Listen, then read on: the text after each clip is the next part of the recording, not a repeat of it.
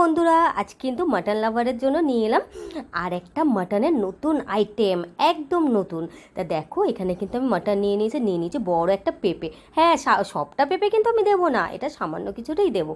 আর এই রেসিপিটা কিন্তু হবে জল ছাড়া, দারুণ স্বাদের। তা দেখো পেঁপেটাকে কিন্তু আমি কিছুটা কেটে নিয়েছি, সঙ্গে নিয়ে নিয়েছি আদা, রসুন আর কাঁচা লঙ্কা। আমি কিন্তু শুকনো লঙ্কা দেবো কিন্তু পরে।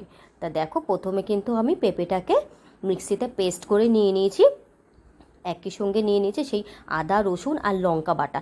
এটা কিন্তু খুব মিহি করিনি, একটু মানে দানা দানা ভাবটা থাকবে। আর নিয়ে নিয়েছি ছোটো এক বাটি টক দই। এটা আমার ঘরে পাতানো টক দই, ভালোই টক আছে। আর সঙ্গে কিন্তু অ্যাড করে দেবো নুন, হলুদ, সামান্য একটু চিনি। আর যদি আমার এই ভিডিওটা ভালো লেগে থাকে অবশ্যই কিন্তু তোমরা লাইক, কমেন্ট, শেয়ার করো, সাবস্ক্রাইবটা করো, পাশে থাকা বেল আইকনটাও কিন্তু প্রেস করে দিও নতুন নতুন ভিডিওর আপডেট পাওয়ার জন্য। আর যদি ফেসবুক থেকে থাকো অবশ্যই কিন্তু আমার পেজটিকে ফলো করে দিও। তাহলে দেখো এটা কিন্তু ভালো করে মেখে 1 ঘন্টার জন্য ওটা কিন্তু ম্যারিনেশন করার জন্য আমি রেখে দেবো।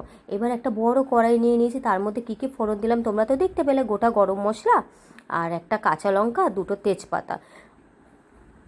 আর একই সঙ্গে দিয়ে দেবো কিন্তু পেঁয়াজ কুচি। পেঁয়াজটা যখন লাল লাল হয়ে যাবে, ওই যে ম্যারিনেশন করে রেখেছিলাম 1 ঘন্টা মাংসটা, ওটা কিন্তু এবার আমি দিয়ে ভালো করে নেড়ে চেড়ে নেবো। তবে কিন্তু গ্যাসের ফ্লেমটা আমার লো থাকবে, কারণ এটা তোমার লো ফ্লেমেই কিন্তু ভালোভাবে সেদ্ধ হবে। যেহেতু জল ছাড়া একটু তো ধৈর্য ধরে করতে হবে বলো, আস্তে আস্তে। আর যেহেতু এটা কুকারেও যাবে না, আমার কড়াইতেও হবে, তাহলে কিন্তু বারে বারে একটু উল্টে পাল্টে নাড়িয়ে চাড়িয়ে কিন্তু রান্নাটা করতে হবে। আর রান্নাটা কিন্তু দারুণ টেস্ট, দারুণ। তোমরা একবার করে খেয়েও দেখো, তারপরে কিন্তু আমাকে জানিও। এবার দেখো অপর সাইডে একটা শুকনো মশলার আমি পেস্ট করে নেবো। কী করে নেব, এই দেখো প্রথমে আমি হলুদ দিয়ে দেবো লাল লঙ্কার গুঁড়ো, ধনের গুঁড়ো 2 চামচ, 2 চামচ জিরের গুঁড়ো, আর সঙ্গে দিয়ে দেবো একটু কাশ্মীরি লঙ্কার গুঁড়ো, যেহেতু একটু কালারটা আসে এর জন্য।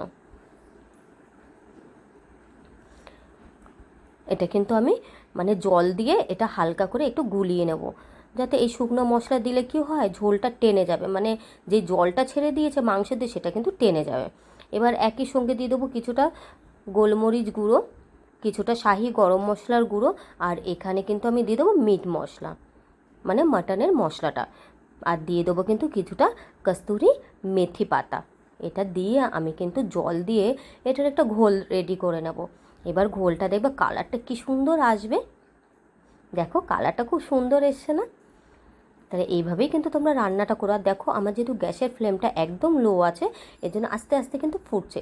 তবে হ্যাঁ, পেঁপে যেহেতু আমি ম্যারিনেশন করে রেখেছিলাম মাংসের সাথে, আমার বেশিক্ষণ লাগবে না, মোটামুটি আধ ঘন্টায় কিন্তু লো ফ্লেমে এটা ভালোভাবে সেদ্ধ হয়ে যাবে। তো মশলাটা দিয়ে এইভাবে নাড়িয়ে চাড়িয়ে কিন্তু আমি এবার ঢাকাটা দিয়ে দেবো। আর তোমরা কে কোথা থেকে দেখছো আমাকে কিন্তু অবশ্যই কমেন্ট করে জানিও। আমি তোমাদের থ্যাংক ইউ বলবো তো বলো। আর তোমাদের অলরেডি সবাইকে থ্যাংক ইউ আমার এই ভিডিওগুলো দেখার জন্য। আর দেখো আমার মাংসটা কিন্তু 50% সেদ্ধ হয়ে গেছে। তবে মাঝে মাঝে ধরো 10 মিনিট অন্তর অন্তর কিন্তু এইভাবে ঢাকনাটা তুলে আস্তে আস্তে চেক করে নিতে হবে যে মাংসটা কত দূরই সেদ্ধ হলো। আর দেখো হাড়গুলো কিন্তু একটু ছেড়ে ছেড়ে গেছে, তোমরা বুঝতেই পারছো মাংসটা কিন্তু সেদ্ধ হয়ে গেছে সুন্দরভাবে। আমি কিন্তু এবার এই মাংসটাকে আরেকটু পরেই নামিয়ে নেব। দেখো আরেকবার দেখিয়ে দিচ্ছে, কালারটা দেখো কি সুন্দর কালার এসে। আর যে যেরকম ঝোল খাও সেরকম কিন্তু তোমরা রাখতে পারো। আমি একটু ঝোল ঝোল রাখবো, যেহেতু আমার বাড়ির সদস্যরা না খুব মাখা মাখাটা পছন্দ করে না, তার জন্য একটু ঝোল সামান্য আমি রাখবো। দেখো মাংসটা কিন্তু উপর দিয়ে যেরকম তেল ভেসে উঠেছে, এতে কিন্তু 1 ফোঁটা জল নেই। তবে যদি শুকনো মশলার ব্যবহার করো তোমরা কিন্তু একটু জল দিতে পারো।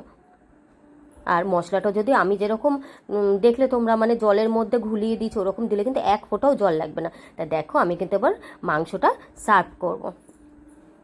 তাহলে আজকের মতো বন্ধুরা এখানেই রাখি, আবার আসবো নতুন কোনো ভিডিও না। ততক্ষণে সবাই সুস্থ থেকো, ভালো থেকো, টাটা, বাই বাই।